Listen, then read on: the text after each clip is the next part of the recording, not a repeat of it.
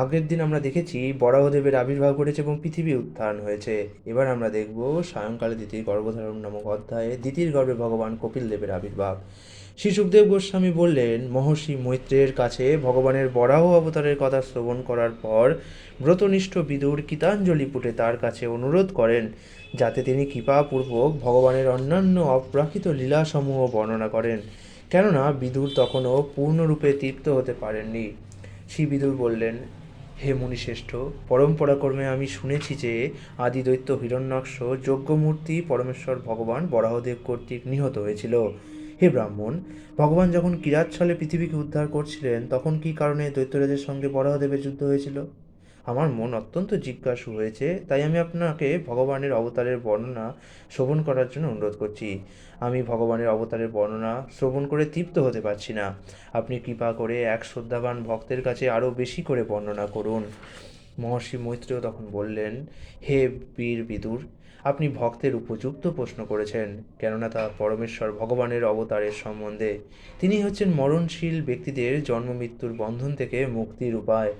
মহর্ষি নারদের কাছ থেকে এই সমস্ত বিষয় শ্রবণ করে মহারাজ উত্তানপাদের পুত্র ধ্রুব পরমেশ্বর ভগবান সম্বন্ধে জ্ঞান লাভ করেছিলেন এবং মৃত্যুর মস্তকে পদার্পণ করে ভগবদ্ধামে আরোহণ করেছিলেন। বরাহরূপী ভগবানের সঙ্গে দৈত্য হিরণ্যাক্ষের যুদ্ধের ইতিহাস বহু বছর আগে যখন দেবতাদের দ্বারা জিজ্ঞাসিত হয়ে দেবশ্রেষ্ঠ ব্রহ্মা বর্ণনা করেছিলেন, তখন আমি তা শ্রবণ করেছিলাম।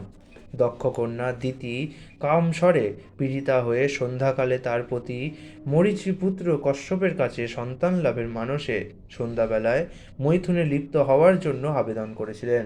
সূর্য যখন অস্ত যাচ্ছিল তখন সেই মহর্ষি যজ্ঞশালায় অগ্নিজিহ্ব বিষ্ণুর উদ্দেশ্যে আহুতি প্রদান করার মাধ্যমে পূজা করে সমাধিস্থ ছিলেন।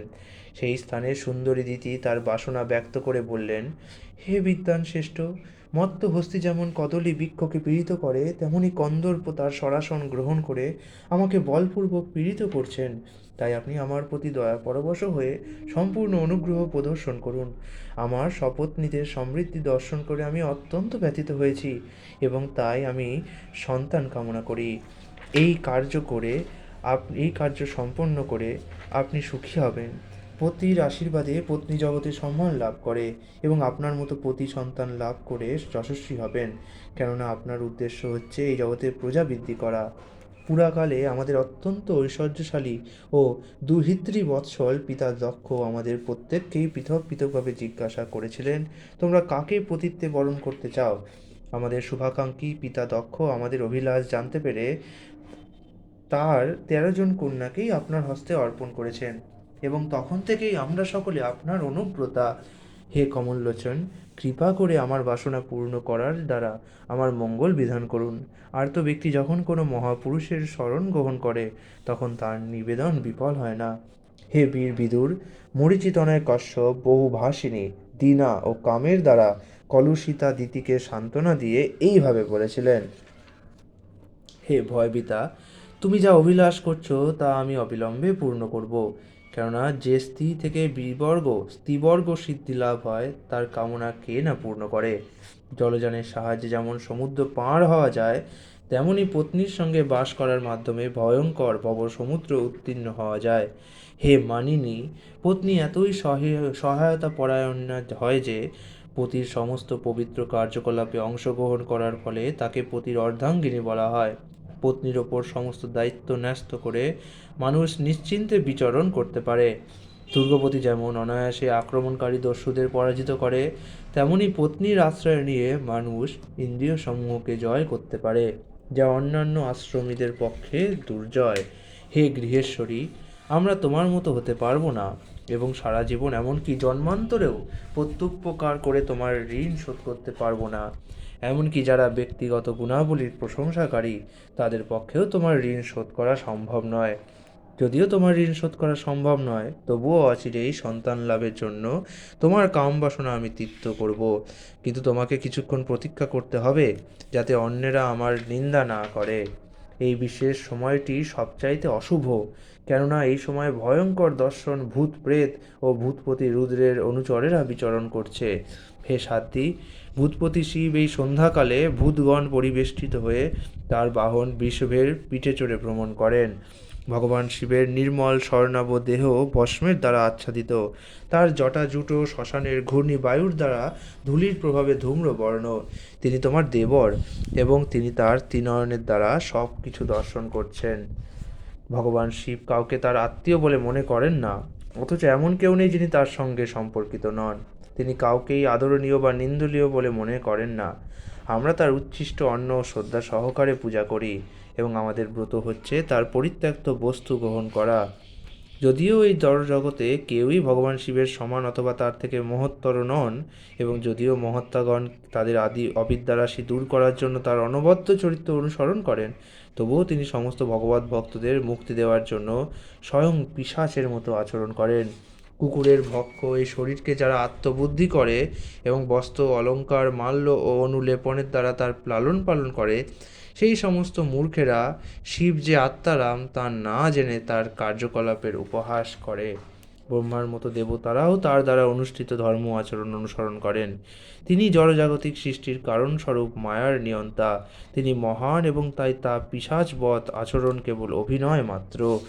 মৈত্রেয় বললেন, দিতি তার পতির দ্বারা এইভাবে বিজ্ঞাপিত হওয়া সত্ত্বেও কামন্মত্তা বেশ্যার মতো লজ্জাহীনা হয়ে ব্রহ্মর্ষি কাশ্যপের বসন ধারণ করেছিলেন। তার পত্নীর উদ্দেশ্য অবগত হয়ে তিনি নিষিদ্ধ কর্ম করতে বাধ্য হয়েছিলেন এবং পূজনীয় নিয়তির প্রতি প্রণতি নিবেদন করে তিনি নির্জন স্থানে তার সঙ্গে শয়ন করেছিলেন। তারপর সেই ব্রাহ্মণ জলে স্নান করে প্রাণায়ামপূর্বক বাক সংযম করেছিলেন এবং সনাতন ব্রহ্মজ্যোতির ধ্যান করে পবিত্র গায়ত্রী মন্ত্র জপ করেছিলেন। হে ভারত, তারপর দিতি তার দোষযুক্ত আচরণের জন্য লজ্জাবশত অধোমুখী হয়ে তার পতির সমীপবর্তী হয়েছিলেন এবং তাকে বলেছিলেন। সুন্দরী দিতি বললেন, হে ব্রাহ্মণ, সমস্ত জীবদের প্রতি রুদ্রের কাছে আমি মহা অপরাধ করেছি, সেই জন্য তিনি যেন আমার গর্ভ বিনষ্ট না করেন। সেই রুদ্ররূপ ভগবান শিবকে আমি আমার প্রণতি নিবেদন করি, যিনি যুগপৎ ভয়ঙ্কর মহান দেবতা এবং সমস্ত জড় বাসনার পূর্ণকারী। তিনি সর্বমঙ্গলময় এবং ক্ষমাশীল, কিন্তু দণ্ড দিতে তার ক্রোধ তাকে তৎক্ষণাৎ উদ্যত করতে পারে। তিনি আমার ভগিনী সতীর পতি হওয়ার ফলে আমার ভগ্নিপতি, তাই তিনি আমাদের প্রতি প্রসন্ন হন। তিনি সমস্ত রমণীদের পূজনীয় প্রভু। তিনি সমগ্র ঐশ্বর্যের বিগ্রহ এবং অসভ্য ব্যাধদেরও ক্ষমার হোক রমণীদের প্রতি তিনি কৃপা প্রদর্শন করতে পারেন। মৈত্রেয় বললেন, পতি রুষ্ট হয়েছেন বলে ভয়ে কম্পিত কলেবরা তার স্ত্রীকে মহর্ষি কাশ্যপ এইভাবে সম্বোধন করলেন। দিতি বুঝতে পেরেছিলেন যে তিনি তার পতিকে প্রতিদিনকার সন্ধ্যা নিয়ম সমাপন কার্যে নিবৃত্ত করে অপরাধ করেছিলেন, তবুও তিনি সংসারে তার সন্তানদের কল্যাণ কামনা করেছিলেন। বিদ্বান কাশ্যপ বললেন, যেহেতু তোমার চিত্ত দূষিত ছিল, সন্ধ্যাকালীন মুহূর্ত ছিল অপবিত্র, তাছাড়া তুমি আমার আদেশ লঙ্ঘন করেছো এবং দেবতাদের অবজ্ঞা করেছো, তাই সব কিছুই অশুভ ছিল। হে ক্রোধশীলা, তোমার অভিশপ্ত গর্ভ থেকে দুটি কুলাঙ্গার পুত্র জন্মগ্রহণ করবে। হে ভাগ্যহীনা, তারা তিলকের সকলের নিরন্তর শোকের কারণ হবে। তারা দীন নিষ্পাপ প্রাণীদের হত্যা করবে, নারীদের অত্যাচার করবে এবং মহাত্মাদের ক্রোধ উৎপাদন করবে। সেই সময় সমস্ত জীবের শুভাকাঙ্ক্ষী জগদীশ্বর ভগবান অবতীর্ণ হয়ে ঠিক যেভাবে ইন্দ্র তার বর্জ্যের দ্বারা সমস্ত পর্বতসমূহকে চূর্ণ করেন, সেইভাবে তাদের সংহার করবেন। দিতি বললেন, আমার পুত্রেরা যে সুদর্শন চক্রধারী পরমেশ্বর ভগবানের হস্তের দ্বারা উদারপূর্বক নিহত হবে তা অত্যন্ত শুভ। হে স্বামীন, তারা যেন কখনো ব্রাহ্মণ ভগবত ভক্তদের ক্রোধের দ্বারা নিহত না হন। যে ব্যক্তি ব্রাহ্মণের দ্বারা অভিশপ্ত হয়েছে অথবা সর্বদা অন্য প্রাণীদের ভয় প্রদান করে, নারকীরাও তাকে কৃপা করে না, অথবা যেই জনিতে তার জন্ম হয় সেই জনির প্রাণীরাও তার প্রতি অনুগ্রহ করে না। জ্ঞানবান কাশ্যপ বললেন, তোমার শোক অনুতাপ যথাযথ বিচার পরমেশ্বর ভগবানের প্রতি তোমার ঐকান্তিক ভক্তি এবং শিব ও আমার প্রতি তোমার শ্রদ্ধার ফলে তোমার পুত্রের অর্থাৎ হিরণ্যকশপুর পুত্রদের মধ্যে একজন অর্থাৎ প্রহ্লাদ ভগবানের এক সর্বমান্য ভক্ত হবেন এবং তার কীর্তি ভগবানেরই কীর্তির মতো বিস্তার লাভ করবে। তার পদাঙ্ক অনুসরণ করার জন্য সাধুরা বৈরী ভাব থেকে মুক্ত হওয়ার অভ্যাস করে তার মতো চরিত্র লাভের চেষ্টা করবে। ঠিক যেভাবে নিম্ন স্তরের স্বর্ণকে সংশোধনের উপায়ের দ্বারা শোধন করা সম্ভব হয়, তার প্রতি সকলেই প্রসন্ন হবেন। কেননা যে ভক্ত ভগবান ব্যতীত অন্য আর কিছু কামনা করেন না, তার প্রতি সমগ্র বিশ্বের নিয়ন্তা পরমেশ্বর ভগবান সর্বদা প্রসন্ন থাকেন। সেই সর্বশ্রেষ্ঠ ভগবত ভক্ত মহাত্মা মহানুভব ও মহাত্মাদের মধ্যে সবচাইতে মহৎ হবেন। তার পরিপক্ক ভক্তির ফলে তিনি অবশ্যই চিন্ময় ভাব সমাধিতে অবস্থিত হবেন এবং এই জড়জগৎ ত্যাগ করার পর চিৎ জগতে প্রবেশ করবেন। তিনি ধার্মিক, সুশীল ও সমস্ত সদ্গুণের আধার হবেন। তিনি পরসুখে সুখী, পরদুঃখে দুঃখী এবং অজাতশত্রু হবেন। চন্দ্র যেমন গ্রীষ্মকালীন সূর্যের তাপ দূর করে, তিনি তেমনই জগতের শোক হরণ করবেন। লক্ষ্মী রূপা ললনার ভূষণ রূপ, তার ভক্তের ইচ্ছা অনুসারে রূপ ধারণকারী কুণ্ডল শোভিত মুখমণ্ডল, কমল নয়ন পরমেশ্বর ভগবানকে তোমার পৌত্র সর্বদা অন্তরে ও বাইরে দর্শন করবেন।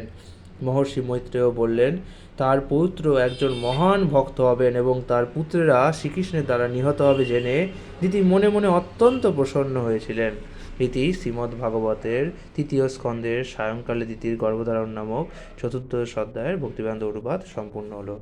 আগামীকাল আমরা দেখব ৫ম অধ্যায়ে ভগবদ্ধাম কেমন তার বর্ণনা। হরে কৃষ্ণ।